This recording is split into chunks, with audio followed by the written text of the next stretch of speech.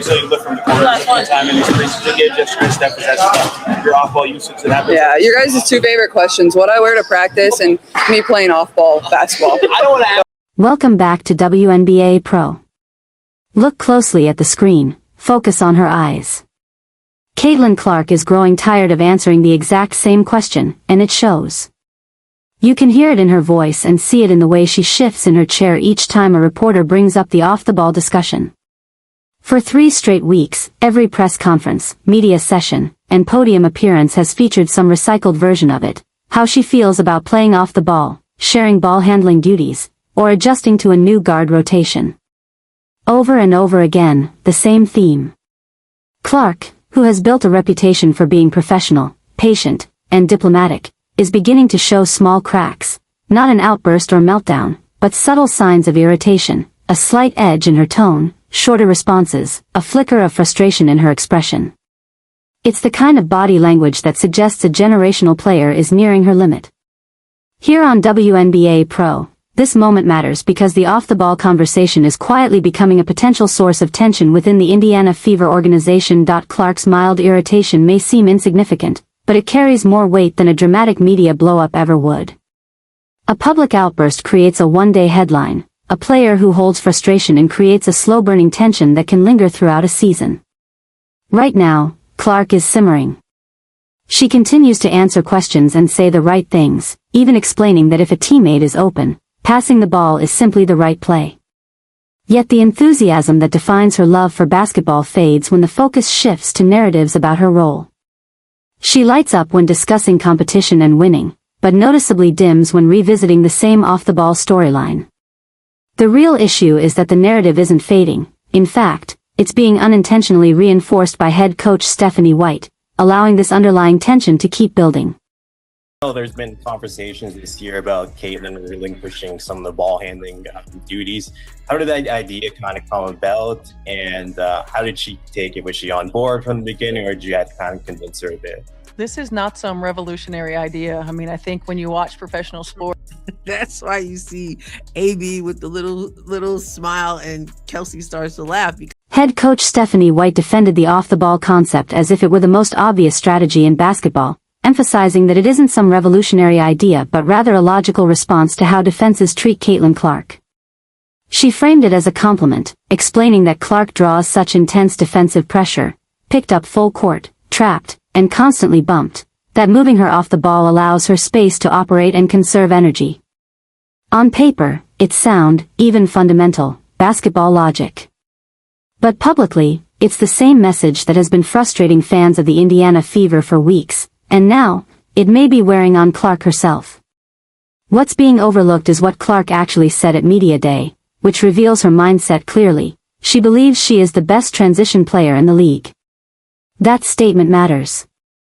It highlights a preference for pushing the pace, attacking in the open floor, and making fast, decisive plays with the ball in her hands, an approach that contrasts sharply with a slower, off-the-ball half-court role. When a franchise player expresses that kind of identity, it signals how she sees her impact, as the engine of the offense, not a stationary option waiting on the wing. The subtle frustration she's showing now reflects a growing disconnect between her natural style and the narrative being reinforced publicly, even if the coaching strategy itself remains tactically valid. Preseason games, but like I want to get it, I want to go and I want to play. But dead balls, things like that, like it's difficult bringing the ball at 94 feet. But if my teammate is standing there and not being guarded, why wouldn't I just pass them the ball? That's just an unselfish play to make. And then when we get into things in the half court, I think like being a great screener, like that's an area that I can really improve in. I haven't always been a good screener, so just trying to do that a little bit better. And obviously the last game it was fun to play with AV. And the tactical reality is clear. Defenses focus on Caitlin Clark more intensely than almost anyone else in the league. She's picked up full court, denied easy touches, and aggressively trapped in ball screen situations, with constant physical pressure designed to wear her down. In that context, moving her off the ball in specific half-court moments can absolutely break defensive schemes. Clark herself has pointed out how effective it can be, especially in inverted actions where she sets a screen for a big like Aaliyah Boston. Those situations force defenses into impossible choices, often creating mismatches and chaotic rotations that lead to high-quality scoring opportunities.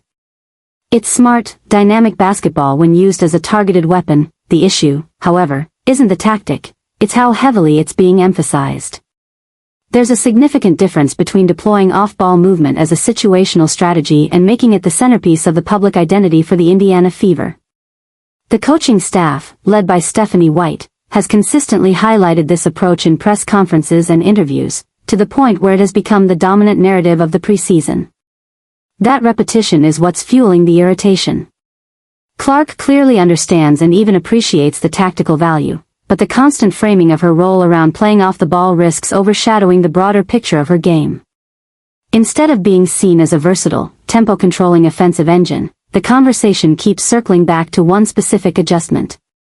That disconnect, between a nuanced strategy and an oversimplified public message, is where the psychological tension begins to build, and it's now starting to spill beyond the court into fan discussions and social media. All right, now I want to get back really quickly to her comment about, I knew this was going to be the first question about, what I'm wearing to practice. Let's take a look at that. Leg sleeve come about. I knew that would be the first question. More irritation on her part. Good-natured, but certainly some irritation. I wanted to ask about golf, but she went to the leg sleeve. People are wondering. Just a little compression on the leg. I mean, I don't know. And when she says a little compression on the leg, I don't know, because basically it's what Stephanie said yesterday. And that's like, it's the style. You got AB having it on one leg, you have CC having it on the other leg. Yeah, it does add compression, but she's like, what am I supposed to say? Like, I want to wear it. The situation has started to feel distorted, even spilling into social media in a way that caught everyone's attention.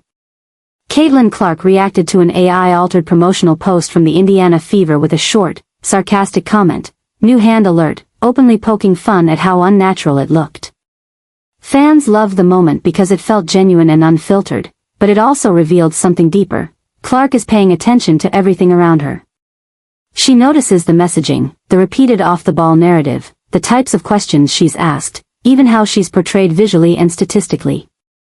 None of these moments alone are a big deal, but together they've created a slow-building sense of irritation that's now visible in her tone and body language. For the Fever, that matters more than it might seem. Clark isn't just another player, she's the centerpiece of the league's current growth, driving attention, ticket sales, and overall interest at an unprecedented level. When a player of that magnitude starts showing signs of frustration, even subtly, it's something a well-run organization should take seriously. This isn't a crisis, but it is a signal. And the underlying issue appears to be less about strategy and more about communication. Head coach Stephanie White has a defensible tactical approach, but by repeatedly emphasizing the same talking point publicly, it has unintentionally defined the narrative around Clark in a way that doesn't align with how she sees herself. The solution isn't complicated, it's a shift in focus. If the off-the-ball concept isn't meant to be revolutionary, then it doesn't need to dominate every conversation. Redirecting attention toward Clark's strengths, her transition play, tempo control, scoring efficiency, and overall impact, would naturally change the questions being asked. Clark herself has already hinted at this, downplaying the storyline and urging people not to fixate on it. When that message isn't reinforced, and is instead contradicted,